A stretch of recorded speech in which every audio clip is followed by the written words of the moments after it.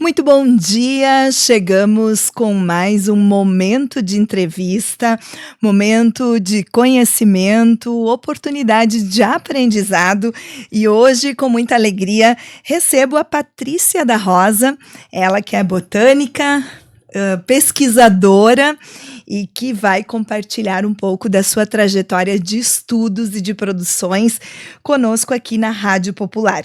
Em especial, hoje vamos falar sobre o pau-brasil. Patrícia, bem-vinda, muito bom dia. Muito obrigada, Luciana. Um prazer enorme estar aqui com você, com essa audiência toda do Vale do Taquari. Uma alegria muito grande. Bom, e para a gente falar do pau-brasil, acredito que é importante trazer um contexto. O que é, claro que muitas pessoas conhecem, têm informações, outros talvez ao escutarem pau-brasil recordam do tempo dos seus bancos escolares, quando este conteúdo de alguma forma aí permeou as aulas, mas nos fale um pouco, o que é o pau-brasil e por que este assunto, este tema também desperta o teu interesse enquanto profissional, enquanto pesquisadora? Ah, excelente, obrigada. Bom, o pau-brasil é a árvore nacional. Então, por conta de uma lei, né, que foi instituída em 1978, ele se tornou a árvore nacional do nosso país. Então, ele tem esse símbolo muito grande. Porém, ele está ameaçado de extinção.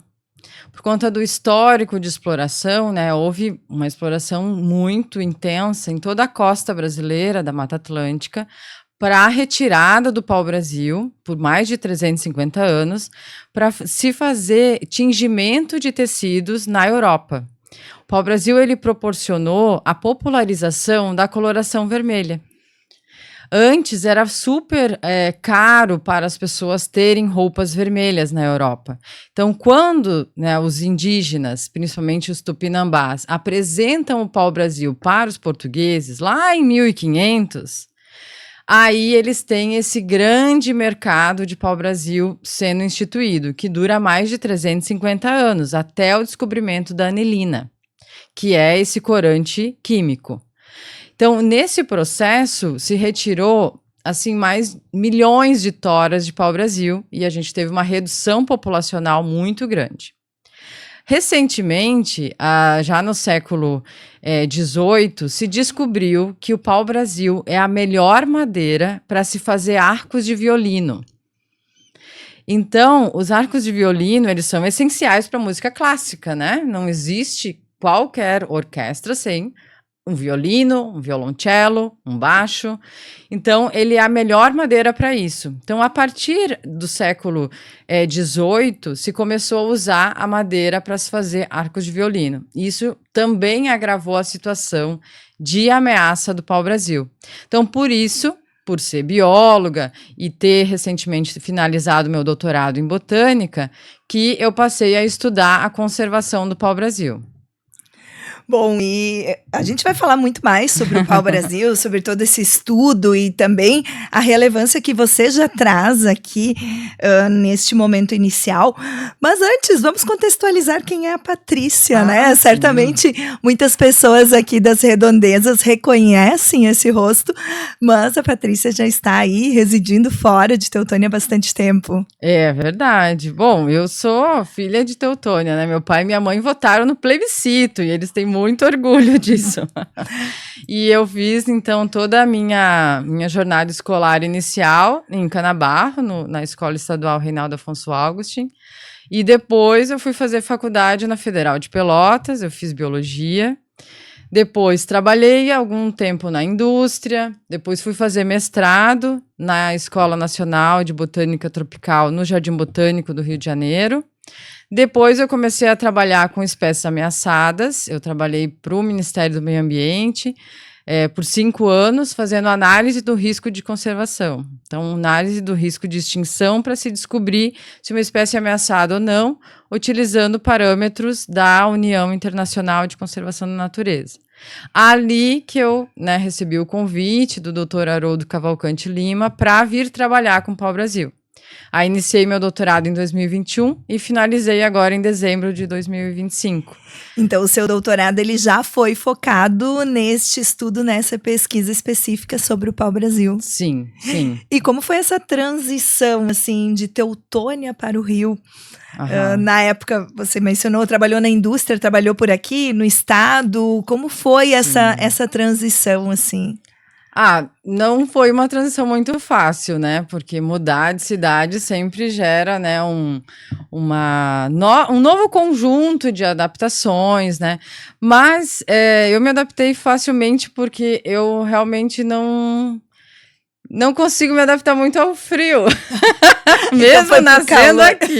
Eu adorei o calor do Rio de Janeiro. Legal. E lá praticamente não tem inverno. Então eu gosto dessa temperatura mais amena. E como é para o pau-brasil essa temperatura? Qual é o ambiente ideal para o crescimento, para o cultivo dele? Excelente. Então, já existem vários estudos relacionados ao crescimento do pau-brasil. Ele é uma árvore que cresce muito devagar. Assim, menos de 1 centímetro por ano. Uau, eu ia justo te pedir, o que é crescer Muito devagar? devagar. Menos de 1 centímetro por ano. Isso. Então, quando a gente vê, como eu tive a oportunidade de ver no sul da Bahia, um pau-brasil de 7 metros de circunferência, a gente vê que é um pau-brasil muito antigo, possivelmente anterior à chegada dos colonizadores, né? Então, isso faz a gente ter um espírito de precisamos preservá-lo, né? Em qualquer lugar que ele esteja, de forma nativa ou plantado. Mas ele é importante nesse sentido da gente fazer novas mudas, produzir novas mudas, que é o que a gente tem feito, e também preservar no lugar onde ele vive, né? Então, o pau-brasil, no capítulo 4 da tese, nós fizemos uma modelagem de nicho ecológico. E lá nós verificamos que, através desse método, ele gosta muito, né? O ambiente que ele gosta de viver é no litoral, onde tem esses ventos a menos e não tem muita diferença de temperatura.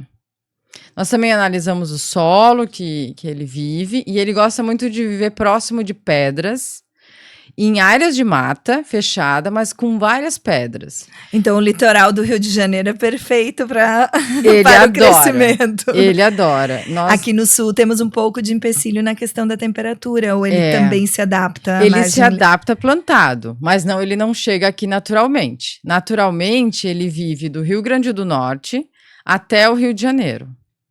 Então, isso que a gente também conseguiu ratificar na tese, né? E o que ainda existe de nativa, assim, ainda tem nessas regiões litorâneas?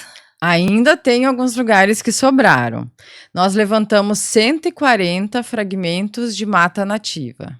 O que seriam fragmentos? 140 pedaços de árvores, vamos dizer assim. Pedaços de mata que protegem e que tem aquele pau-brasil. Só 140 no Brasil todo. 140 locais. E aí, nestes locais, vocês têm uma ideia de quantas árvores, de quantas mudas tem? Ou isso é difícil mensurar? Isso é difícil mensurar, mas existe uma característica que é própria do pau-brasil. Onde existe um adulto, a gente vai ter vários jovens e várias plântulas ao redor, várias mudinhas. Então, ele tem uma distribuição agregada. E isso também favoreceu a exploração, né? Porque quando eles achavam uma árvore, achavam muitas, e depois ele fica num espaço, e depois vem uma nova população. Ou seja, quando, né, a pessoa encontra uma população, encontra vários indivíduos. Isso é muito positivo. Mas só 140 pedacinhos de mata no Brasil ainda contém pau-brasil. Então estaríamos próximos do pau-brasil deixar de ser a árvore. Não vai deixar de ser o símbolo histórico que foi, mas para ser uma árvore com reconhecimento no país, ela precisa existir, né? Precisa existir. Então, há mais de 100 anos que se busca fazer muitas ações de conservação em prol da preservação do pau-brasil, né? O professor Roldão Siqueira Fontes foi um professor da Federal Rural de Pernambuco. Foi ele que viu que o pau-brasil estava acabando no Nordeste e decidiu fazer todo um esforço para que o pau-brasil se tornasse a árvore nacional por lei. E junto a isso foi instituído o Dia do Pau-Brasil, que é o dia 3 de maio. Muito 3 próximo. de maio, então está próximo. Isso, muito próximo. Então, nesse dia 3 de maio, são feitas ações de divulgação, de educação, de visualização no Brasil inteiro. Então, eu gostaria até de convidar as pessoas a plantarem uma muda de pau-brasil nas praças, próximo de escolas. Como podemos fazer para que esse plantio seja possível? Há sementes disponíveis? É por meio de mudas? Como que funciona? É mais fácil por meio de mudas. Seria, assim, um plantio simbólico, né? Porque o pau-brasil, ele não vive naturalmente aqui no Rio Grande do Sul, né? Como eu falei, vai de Rio Grande do Norte até o Rio de Janeiro. Mas o professor Roldão, ele sonhava que toda escola tivesse a nossa árvore nacional, como um símbolo de identidade, como um símbolo de reconhecimento. Então, isso é uma coisa que eu venho convidar aqui a sua audiência, que é tão grande, tão forte, né, da gente poder, junto com voluntários, com professores, com grupos de terceira idade, com grupos de jovens, fazer uma observação nas praças da cidade, verificar, será que tem pau-brasil? Será que não tem? E se for possível, plantar uma mudinha num dia simbólico, dia da árvore ou dia do pau-brasil. E assim, em termos de adaptação, você acredita que plantando, vamos pegar o exemplo aqui de Teutônia, né? Teutônia, temos pau-brasil plantado e você acredita que esse acompanhamento, que essa sobrevivência da árvore seja tranquila? Eu acredito que sim, porque eu fiz um levantamento de onde tem pau-brasil no Rio Grande do Sul. E os dados científicos das nossas plataformas indicam que tem pau-brasil plantado em Porto Alegre e em Santa Maria, na arborização urbana, e eram grandes. Então, eu acredito que venha a dar certo aqui também. Então, já tem árvores crescidas, tem uma probabilidade. Sim. Sim. Uhum. E para conseguir mudas, isso também é tranquilo? Porque eu já estou aqui pensando na prática, né? O pessoal ouvindo. Agora vamos nos mobilizar para que mais adiante os estudantes possam ver aí as plaquinhas nas árvores pau-brasil. Isso é importante. Bom, para conseguir mudas, teria que vir mudas de outro estado onde há produção, né? Vocês podem entrar em contato comigo. Eu trabalho na Universidade do Estado do Rio de Janeiro, sou bióloga e também curadora substituta do herbário da Universidade do Estado do Rio de Janeiro, HRJ. Aí a gente consegue fazer uma ponte entre uma produção sustentável, correta, com qualidade genética, para enviar algumas mudas simbólicas aqui para o município, né?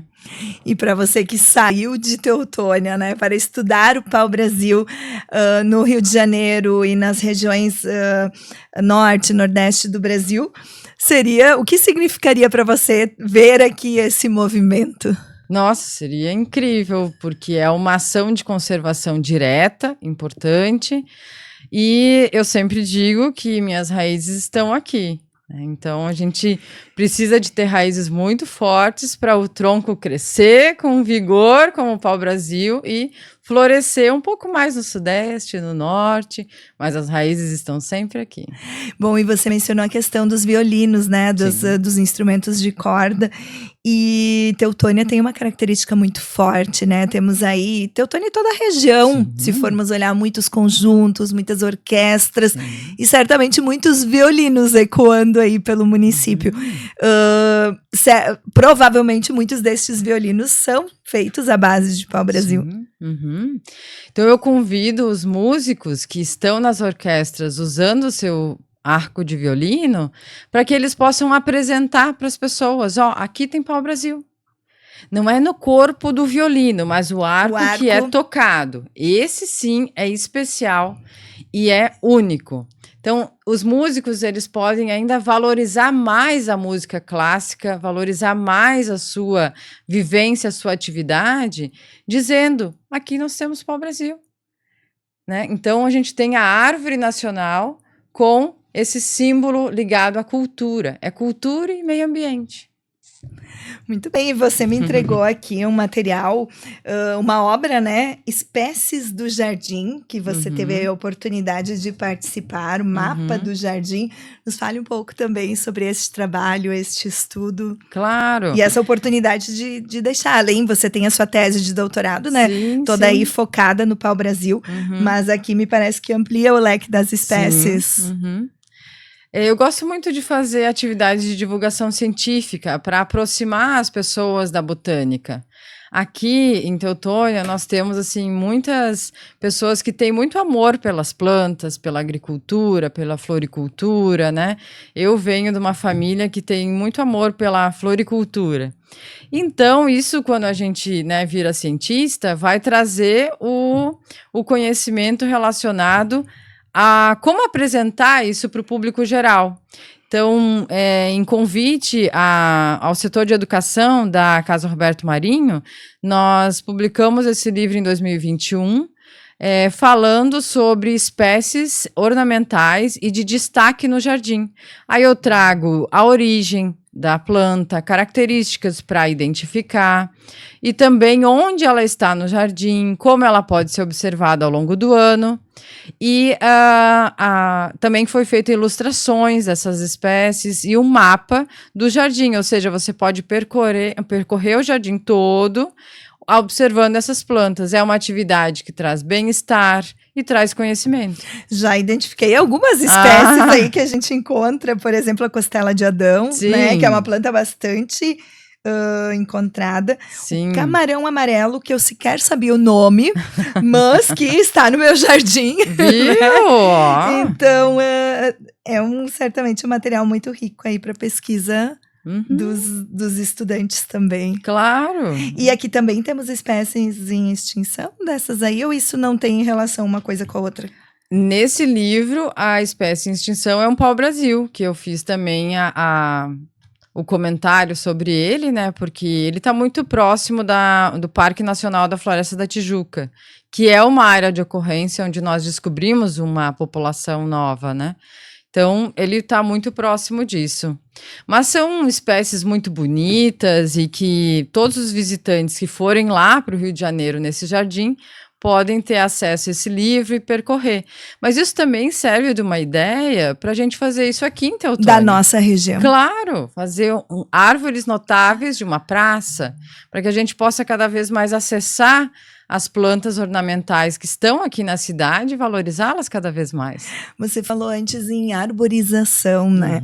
E ainda nos últimos dias a gente falava sobre como, ao mesmo tempo que se fala, né, dessa necessidade de preservação, de matas, o nosso estado ainda tem, né, muito verde, muitos morros cobertos por mata, claro, muito distante de alguns anos atrás, né, mas o quanto isso também é necessário dentro das cidades, né, pelos seus estudos de espécies e tudo mais. O que você recomendaria em termos de plantas, por exemplo, para um espaço urbano, por exemplo, de Teutônia? Claro. A urbanização urbana, né, vem trazendo essa troca, né, a gente está retirando áreas de mata há muito tempo, já se trocou por agricultura e agora está virando cidade. Se for de uma maneira planejada, é muito positiva. E associado a isso tem que vir a arborização urbana. Então, existem grupos de estudos no país todo trabalhando como deve ser a arborização urbana em cada local. Porque o grupo de espécies que se usa no Rio de Janeiro é um grupo, e o grupo que se usa aqui em Teutônia precisa ser outro, para que as plantas tenham toda esse mecanismo de troca de folhas ao longo do ano, né, por conta do outono, do inverno. Então, isso precisa ser levado em conta. Então, realmente precisa se fazer um estudo bem local para a Teutônia, para que a gente possa usar plantas nativas ao invés de exóticas. O ideal é sempre nativas. Sempre nativas, e que não sejam aquelas que levantem a calçada, porque aí a gente vai ter um problema posterior, que ninguém quer ter. Muitas vezes a própria iluminação ainda por cabos, né, também dificulta. Com certeza. Então, a gente precisa realmente trocar exóticas por nativas, tentar fazer esse tipo de troca. E um exemplo, né, que a gente já pode trazer são as várias espécies de canelas que nós temos aqui no estado, que algumas delas precisam de uma ajudinha nossa porque estão ameaçadas de extinção e que elas crescem lentamente e que podem fazer sombra para a gente no verão, quando a gente precisa da sombra, né? E como quebrar este preconceito? Eu vou te fazer uma pergunta que talvez gere um pouco de desconforto, mas assim, que é algo que a gente escuta na comunidade. As pessoas têm medo de plantar uma canela, principalmente uma canela que esteja em extinção, ou uma figueira, que são algumas espécies que estão em extinção, com aquela preocupação, mas plantou, não tem como tirar depois, né? E se essa planta não se adaptar, ou se ela ocupar um espaço que a própria poda, né, é regulamentada. Então, o que você diria sobre isso, né? E a importância dessas espécies também para a continuidade? Com certeza, A gente precisa dessas espécies porque elas fornecem serviços ecossistêmicos para as pessoas. O que são serviços ecossistêmicos? Serviços ecossistêmicos são serviços que não são monetizados e que a natureza nos dá. Então, por exemplo, a água. Um rio, a água que é extraída do solo pelos nossos poços artesianos, a umidade do ar, isso não tem como valorar. Quanto que custa a umidade do ar? Eu acho que a gente só sabe quanto que ela custa quando ela não está. Quando falta. Quando falta.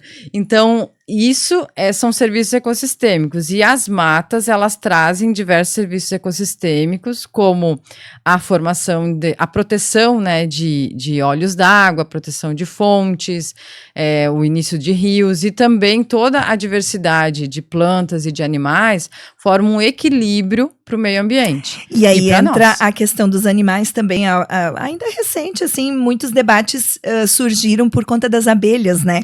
Quando começou a se trabalhar a questão da possível extinção das abelhas, da redução das abelhas e o quanto isso poderia impactar no meio ambiente, inclusive a vida, a sobrevivência da espécie humana, vamos dizer assim. Com certeza. Quantas árvores que nós temos nos nossos quintais, na nossa urbanização, na nossa arborização, que precisam de abelhas para fazer a polinização da flor e gerar os frutos.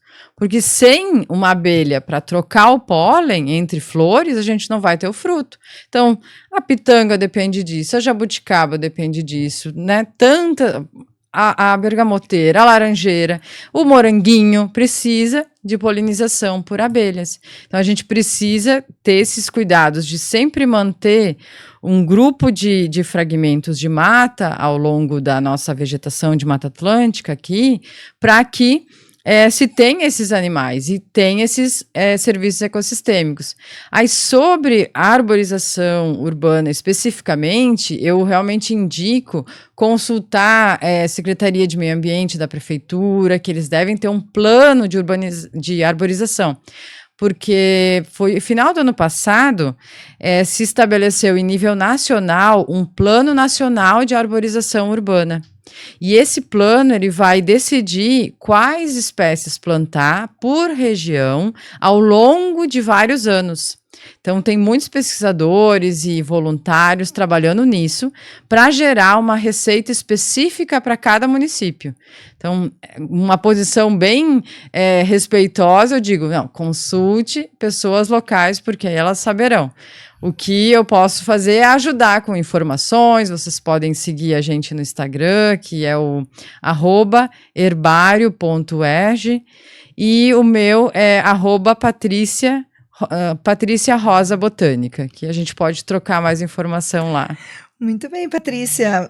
O tema é amplo, a gente poderia ficar aí por horas falando sobre todas essas questões de pesquisas, de botânica, mas eu abro aí um espaço também para tu trazeres o que tu entendes que ainda é relevante, necessário compartilhar para a comunidade regional, tanto na ótica do teu estudo sobre o pau-brasil e sobre toda a questão da botânica também.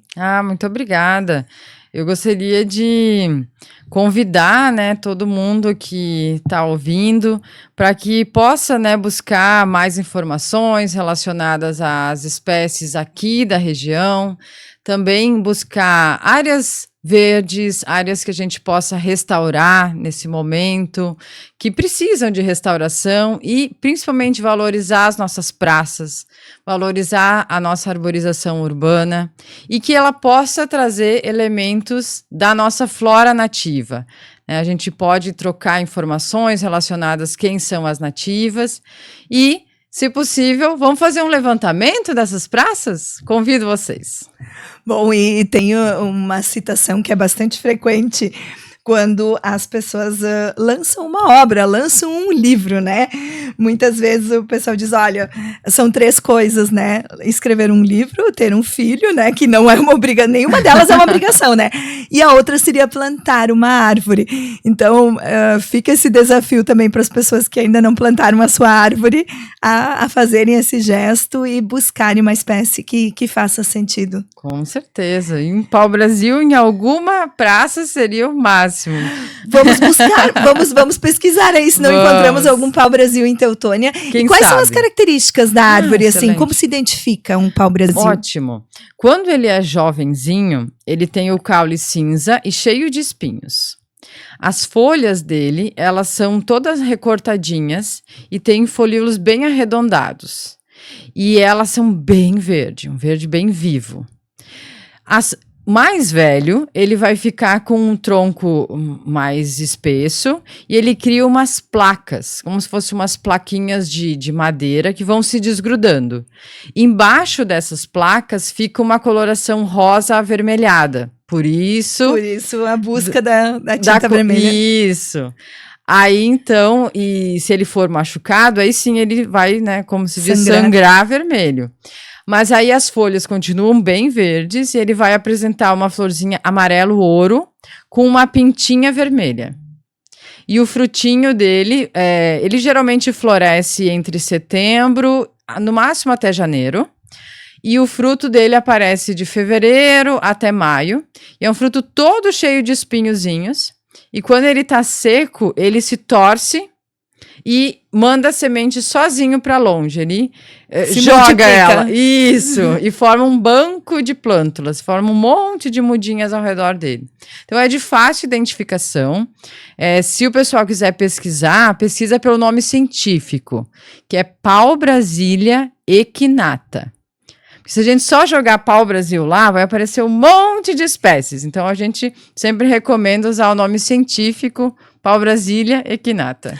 Muito bem, muito obrigada, Patrícia, por aproveitar aí a sua vinda para a Teutônia e compartilhar um pouco do seu estudo, do seu conhecimento. Parabéns também pela pesquisa de doutorado.